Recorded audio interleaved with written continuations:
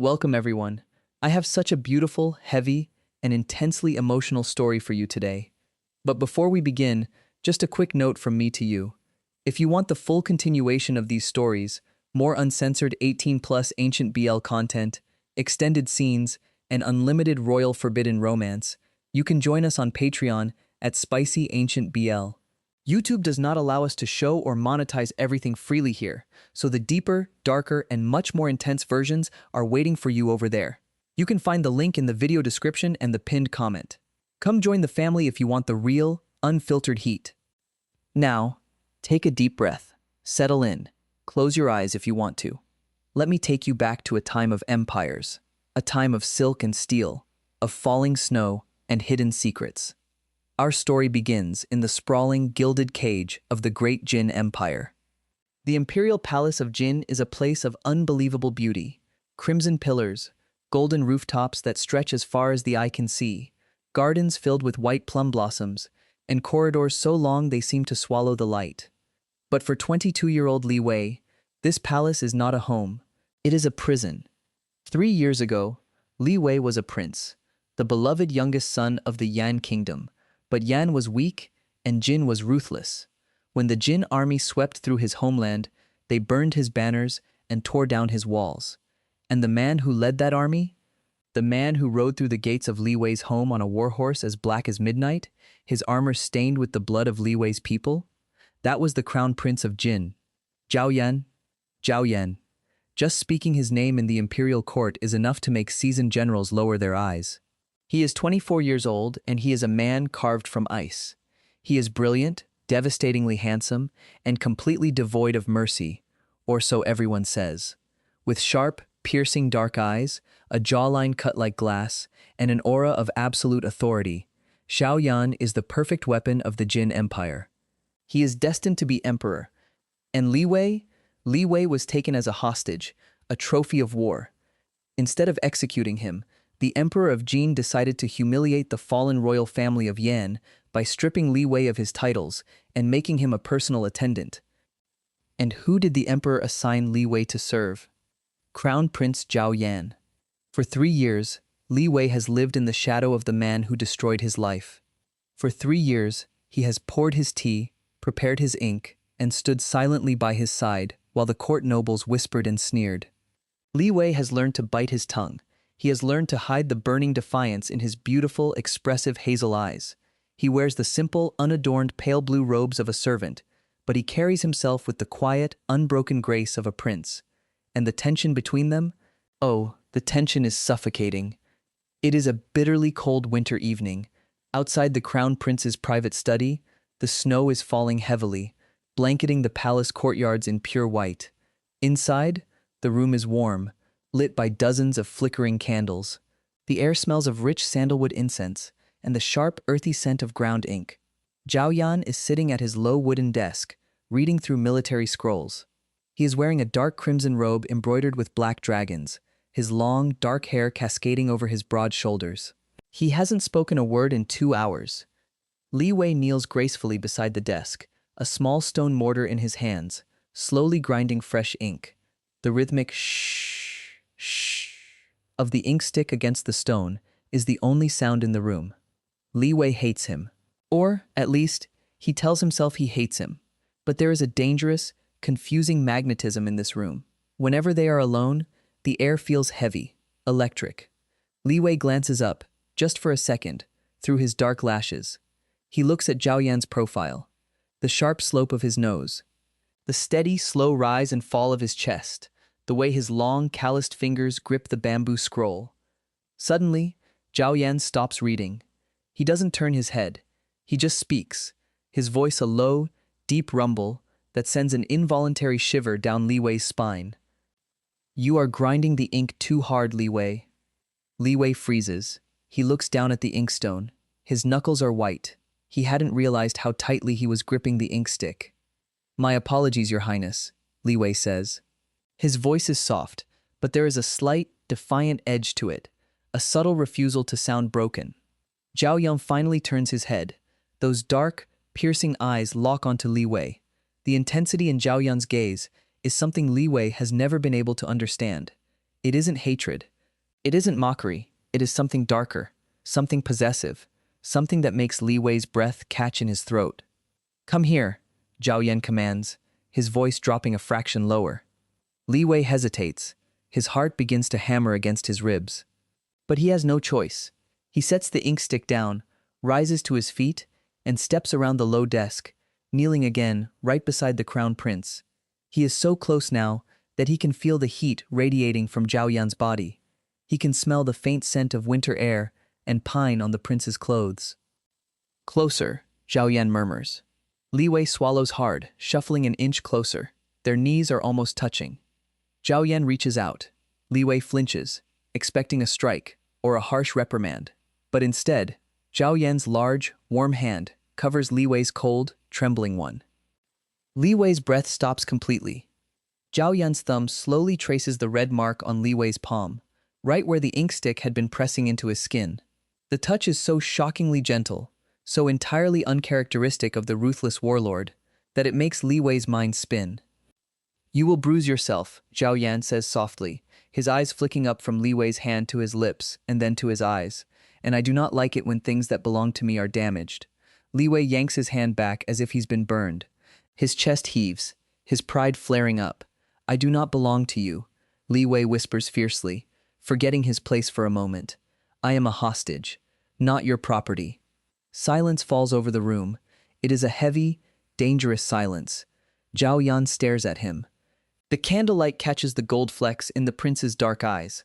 Instead of anger, a slow, dark smirk touches the corner of Zhao Yan's lips. He leans in, so close that his lips are mere inches from Li Wei's ear. Li Wei can feel the hot, steady breath brushing against his neck, making every nerve ending in his body ignite. "Keep telling yourself that, little prince," Zhao Yan whispers, his voice thick with a dark, velvet promise. "Keep telling yourself that until you believe it." Zhao Yan pulls back, his expression returning to absolute, icy indifference. He picks up his scroll again, pour the tea, and then go to sleep.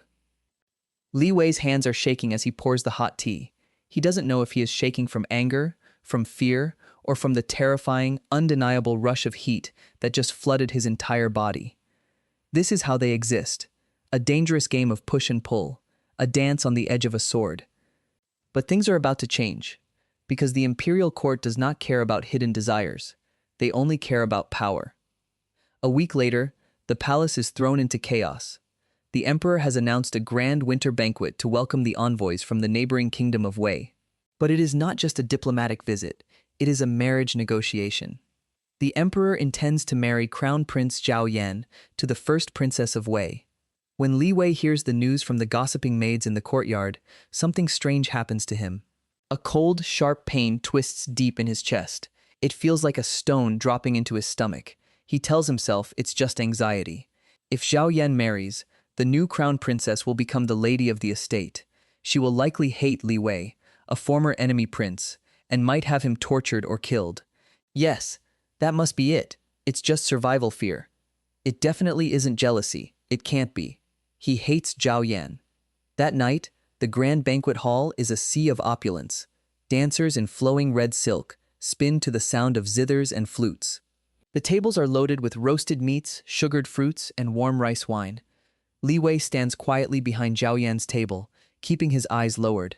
He watches as the Princess of Wei, a stunningly beautiful woman with delicate features and expensive gold hairpins, smiles shyly at the crown prince. Zhao Yan sits perfectly straight, his face an unreadable mask. He sips his wine, barely looking at the princess, but the emperor is watching them with a pleased smile. Prince Zhao Yan, one of the drunken Wei ministers, calls out from across the room, slurring his words. "We hear you are a man of exquisite taste, but tell me, why do you keep this stray dog from Yan at your side?" The music falters, the dancers slow down, a tense hush falls over the hall. The minister points a trembling finger at Li Wei, a fallen prince, pouring wine like a common servant. "It's an insult to your glorious status, your highness. Give him to my guards. We'll teach him how to properly entertain guests in the stables."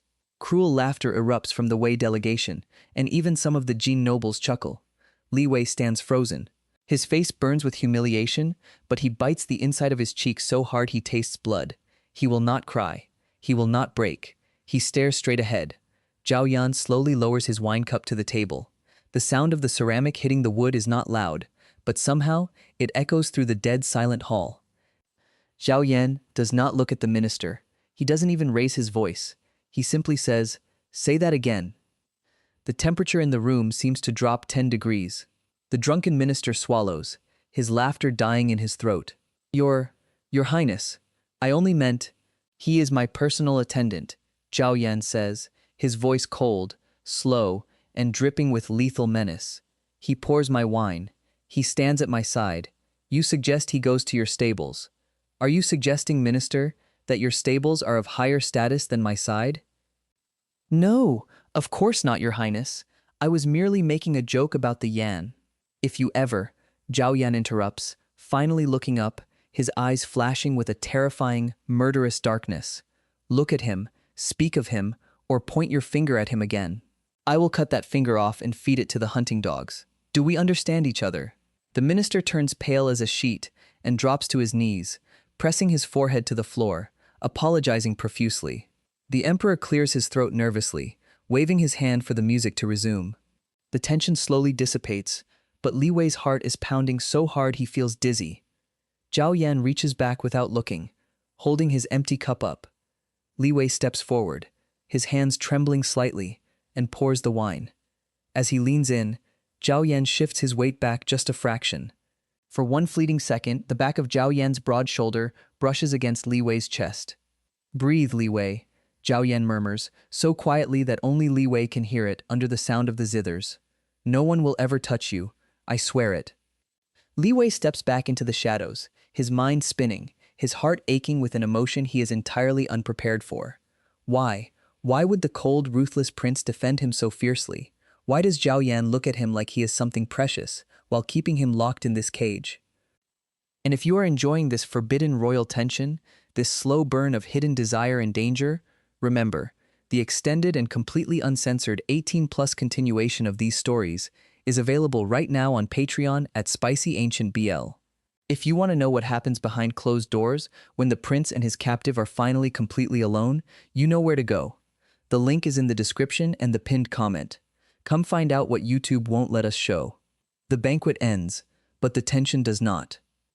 A few days later, the emperor grows impatient. He summons Zhao Yan and demands that the marriage date be set.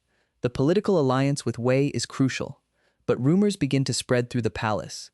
Rumors that the crown prince is stalling. Rumors that the crown prince has no interest in women at all. Rumors that the crown prince has become bewitched by the beautiful, tragic hostage from Yan. The emperor is furious. He realizes that Li Wei is not just a trophy anymore. He is a distraction. And in the imperial court, distractions are usually removed with poison or a blade. It is the night of the winter hunt. The royal family and their most trusted generals have traveled to the forested mountains outside the capital. The royal tents are set up in a grand clearing, surrounded by heavily armed guards. Li Wei is in Zhao Yan's tent, preparing the heating braziers. Outside, a terrible blizzard has begun to blow. The wind is howling, tearing at the heavy canvas of the tent. Zhao Yan walks in, brushing snow from his dark wolf fur cloak. He looks exhausted. The political pressure is weighing heavily on his usually perfect posture. He unclasps his cloak and throws it over a chair, walking over to the fire. He looks at Li Wei, who is kneeling, stoking the coals. "They want me to marry her in 3 weeks," Zhao Yan says abruptly.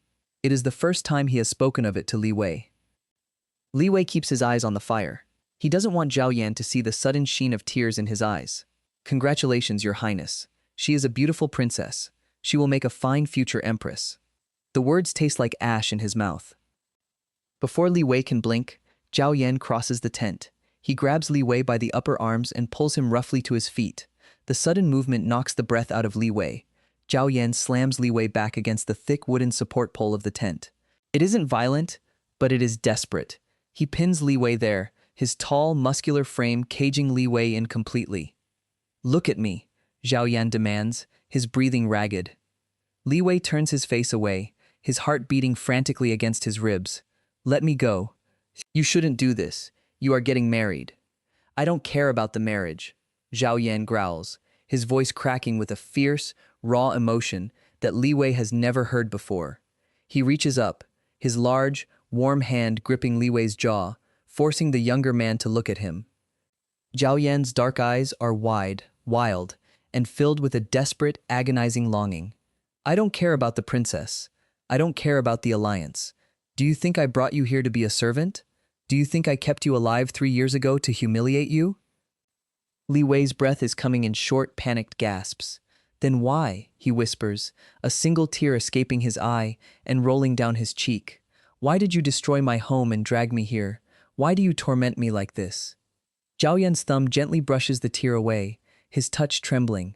Because when I saw you on the battlefield, standing in the mud, holding a broken sword, willing to die for your people, I knew I could not let you go. If I left you there, my father would have had you slaughtered. I had to conquer your city. I had to take you as a hostage. It was the only way to keep you alive. To keep you with me. Li Wei stares at him, stunned.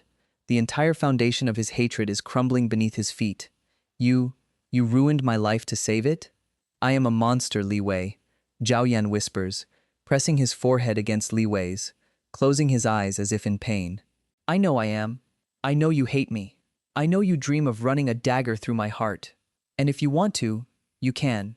But do not ask me to marry another. Do not ask me to pretend I do not burn for you every single second of every single day.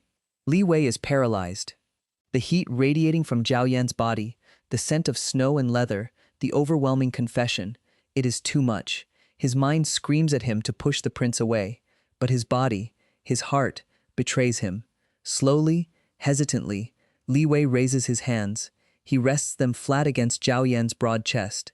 He feels the frantic, thundering heartbeat of the most feared warlord in the empire, beating wildly, entirely for him. Zhao Yan, Li Wei breathes, his voice barely a whisper. Zhao Yan groans, a deep, helpless sound, and tilts his head.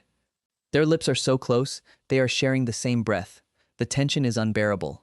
Just as Zhao Yan leans in to close that final, agonizing distance, a scream rips through the freezing night air. Assassins, protect the tent. The romantic bubble shatters instantly. Zhao Yan's eyes snap open, the desperate lover vanishing, instantly replaced by the deadly crown prince. He releases Li Wei and draws his heavy steel sword from his waist in one fluid motion. Stay behind me, Zhao Yan roars. Suddenly, the canvas of the tent is sliced open. 3 men in black robes burst through, wielding curved, poisoned blades. They aren't here for the emperor, they are here for the crown prince. Zhao Yan moves like a demon. He clashes swords with the first assassin, kicking him back into the brazier. Sparks and embers explode into the air. He parries a strike from the second, spinning and slashing the man across the chest. But the third assassin slips past. He sees Li Wei standing by the pole. Knowing that Li Wei is the prince's prized possession, the assassin lunges toward him, raising his blade. Li Wei! Zhao Yan screams, turning back, but he is too far. Li Wei reacts on pure instinct. He doesn't cower. He grabs an iron fire poker from the floor and blocks the strike, but the assassin is stronger.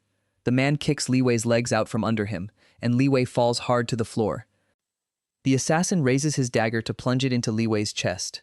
Suddenly, a massive body throws itself over Li Wei. Zhao Yan. The prince shields Li Wei with his own body, just as the assassin brings the dagger down. The blade sinks deeply into the back of Zhao Yan's shoulder. Zhao Yan grunts in pain, his face contorting, but he doesn't falter. With a roar of fury, he swings his sword backward, decapitating the assassin in one brutal strike.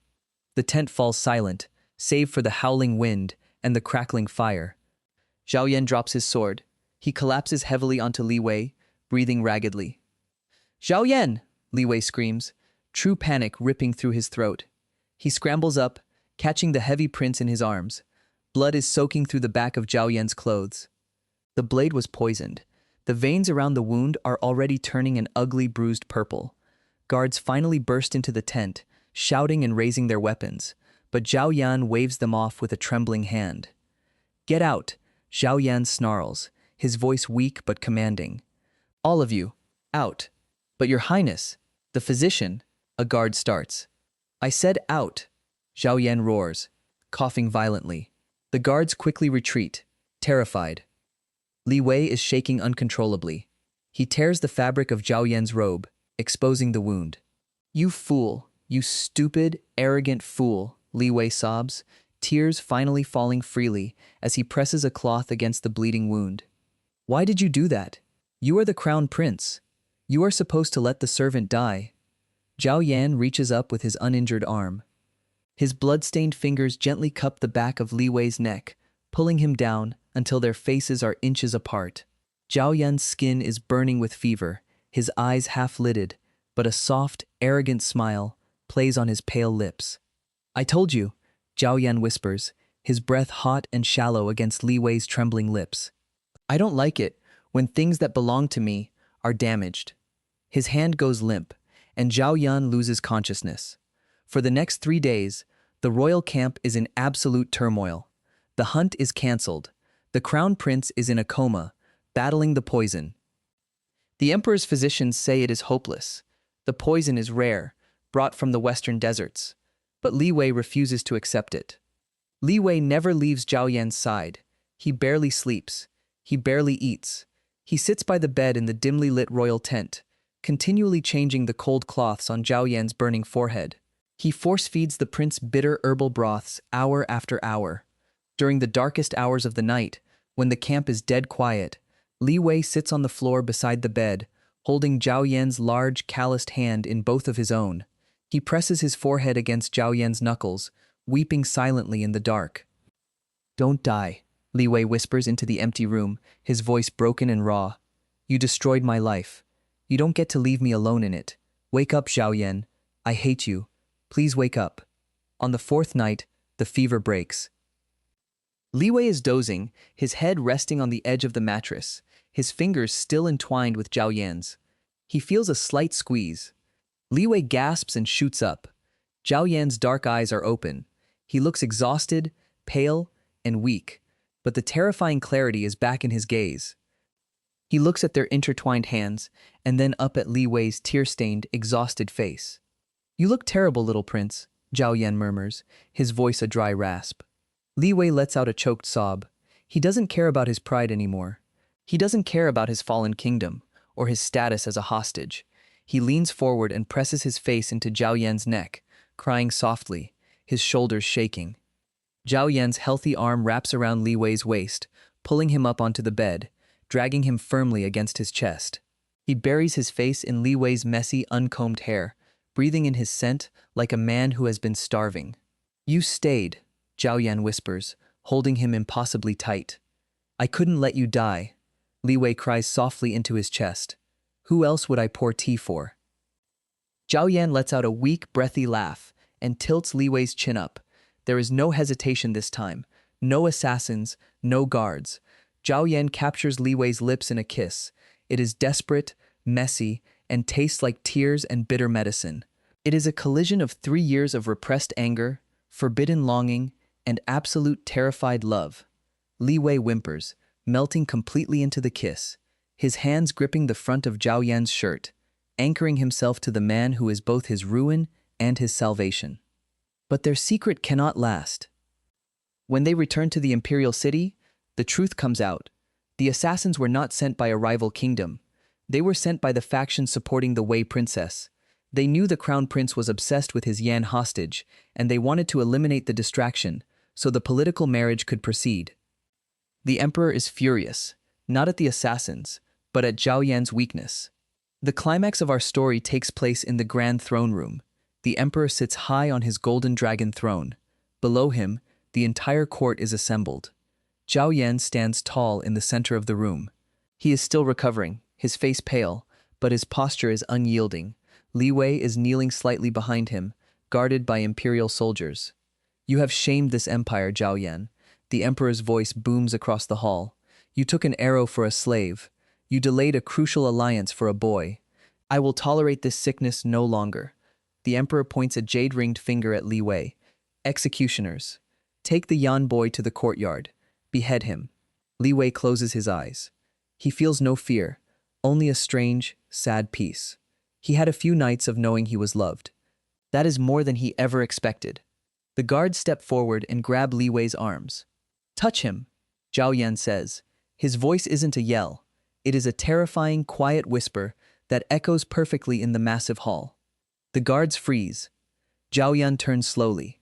He looks at the guards holding Li Wei.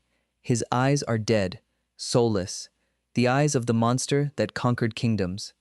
Take your hands off him, or I will slaughter every man in this room, starting with you. The court erupts into gasps of horror. Treason. A minister screams. Zhao Yan, the emperor roars, standing up from his throne. You dare threaten my guards? You dare defy your emperor for a fallen prince? Zhao Yan doesn't even look at his father. He steps forward, grabs the guards by their collars, and violently throws them aside. He reaches down and gently pulls Li Wei to his feet, tucking Li Wei safely behind his broad back. Then Zhao Yan finally looks up at the throne. I have fought your wars, father, Zhao Yan says, his voice ringing with absolute authority. I have conquered your enemies. I have expanded your borders and bled for your crown. I have been your perfect weapon. Zhao Yan slowly draws his sword. The crisp shing of the steel makes the ministers scramble backward in terror. But I will not be a weapon anymore, Zhao Yan declares. You want the throne? Keep it. You want the Wei alliance? Marry her yourself. But Li Wei is mine. And if anyone in this palace tries to take him from me, they will find out exactly why the rest of the world calls me a monster. The emperor is shaking with rage. You are throwing away the empire. You are throwing away your destiny. My destiny, Zhao Yan says softly, looking back over his shoulder at Li Wei, his cold eyes softening into something breathtakingly tender, is standing right behind me. Zhao Yan turns fully, taking Li Wei's hand in his own. He doesn't run. He walks.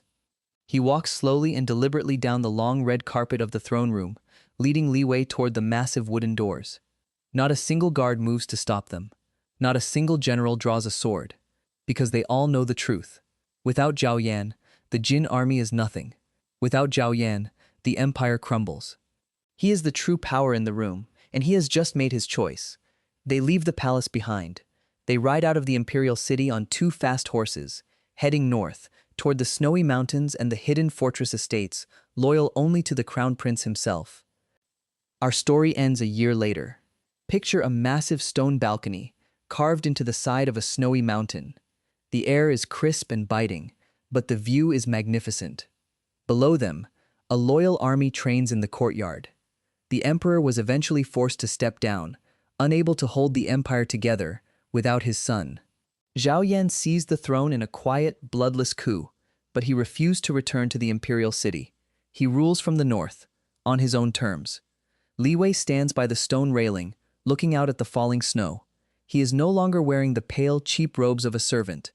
He is draped in heavy, luxurious dark blue silk and white fox fur. His hair is tied back with a silver crown. He feels a heavy, warm presence step up behind him. Strong arms wrap securely around his waist, pulling his back flush against a broad, muscular chest. Zhao Yan rests his chin on Li Wei's shoulder, sighing contentedly as he breathes in the crisp winter air and the scent of Li Wei's skin. Are you cold? Zhao Yan murmurs, pressing a soft kiss to the side of Li Wei's neck. Li Wei leans back into the embrace, a genuine, beautiful smile lighting up his face for the first time in years. He reaches up, covering Zhao Yan's hands with his own. No, Li Wei whispers, turning his head slightly to meet Zhao Yan's gaze. I am exactly where I am supposed to be. Zhao Yan turns him around completely, pinning him gently against the stone railing. There is no fear in Li Wei's eyes anymore. Only heat, only love. Zhao Yan brushes a stray lock of hair from Li Wei's forehead, gazing at him with an intensity that could melt the winter snow. He leans down, claiming Li Wei's lips in a slow, deep, passionate kiss as the snow continues to fall around them, burying the past and covering the world in beautiful, quiet white. And that is where we will leave them for now. A beautiful, powerful ending to a story of forbidden longing and dangerous choices. But you know, as the screen fades to black, their story doesn't really end here. If you want the next part, the uncensored continuation, and more unlimited 18+ ancient royal BL stories, where we explore exactly what happened during those cold nights in the Northern Fortress, come join SpicyAncientBL on Patreon. The link is waiting for you in the description and the pinned comment. Come support the channel, and let's keep these intense, beautiful stories alive. Thank you for listening, and I will see you in the next one.